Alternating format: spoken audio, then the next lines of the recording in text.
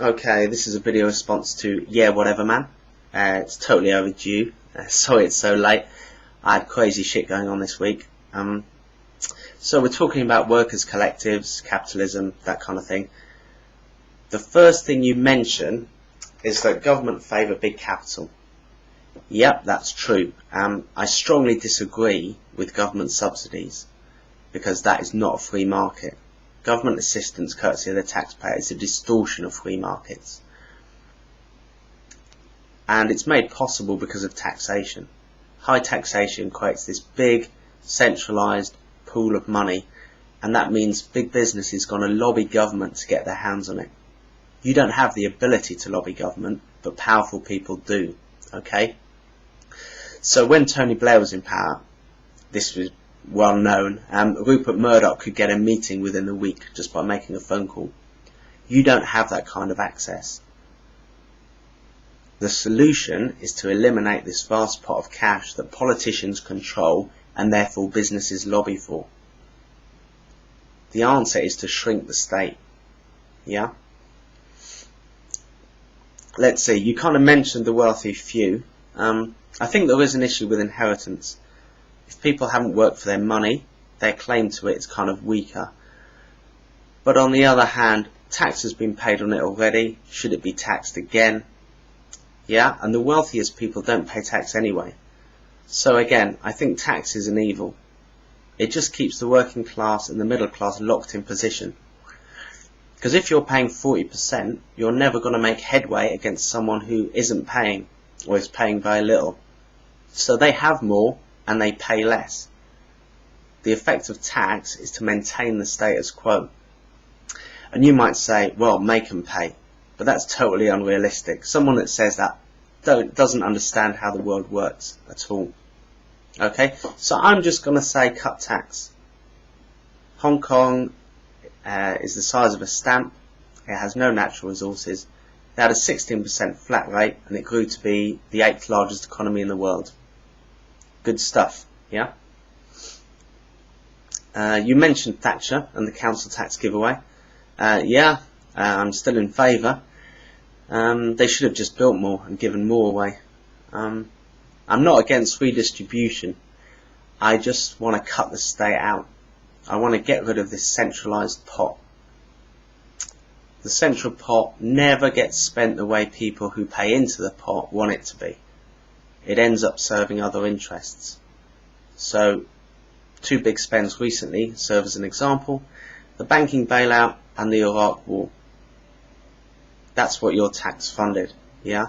Either of which, if put to a referendum, would never have been allowed to happen. The state is not your friend. It acts in the interests of the powerful.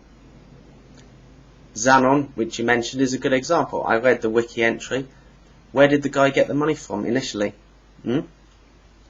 And when the dispute started, whose side did the state take? I'm not ANCAP. I'm a libertarian, kind of Austrian school. I don't want to get rid of the state. I just want the state to be very small, so these kind of shenanigans can't go on. Yeah. People think they need the state for redistribution, but there are other ways to redistribute without this centralised pot. There was a book very much under red called Saturn's Children, and they put forward the idea of a citizen's wage.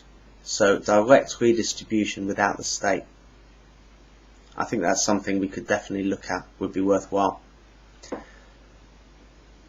Okay, that's all I've got to say on the politics, on the macroeconomic picture. Let's talk specifically about worker ownership. The way it works in our Western system, the vast majority of people are employees, not owners.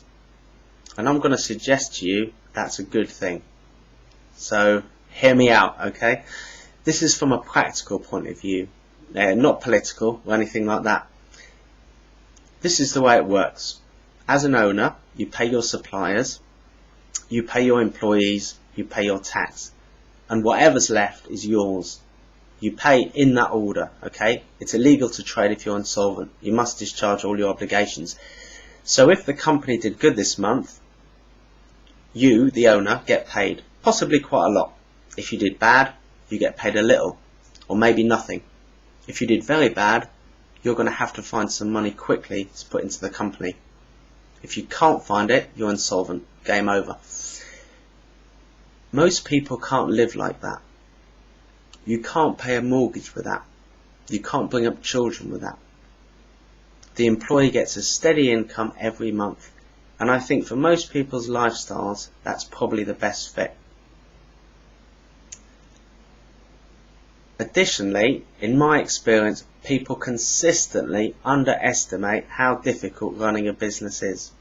Particularly men. It's like an ego thing. Yeah, I'm working with a guy at the moment. I knew him when he was an employee. He had a good job. I listened to him slate the owner.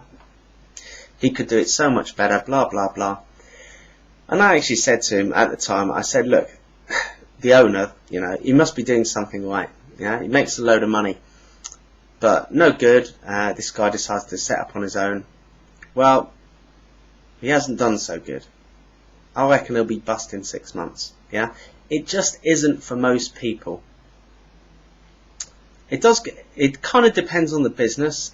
If it's primarily the resale of workers' labour, then sure, cut out the middleman, get a bank loan, set up on your own. Your chances are reasonable. But a lot of businesses just aren't like that. Yeah, they're not just the resale of labour. There's a product, there's R&D, there's marketing, there's sales. Yeah, there's a lot of scope for you to lose a lot of money. Most people should just take the monthly paycheck and say thank you. That's my honest opinion. Let someone else gamble with their future. Yeah? Okay, that's about it. Thanks for your video response, and have a good day.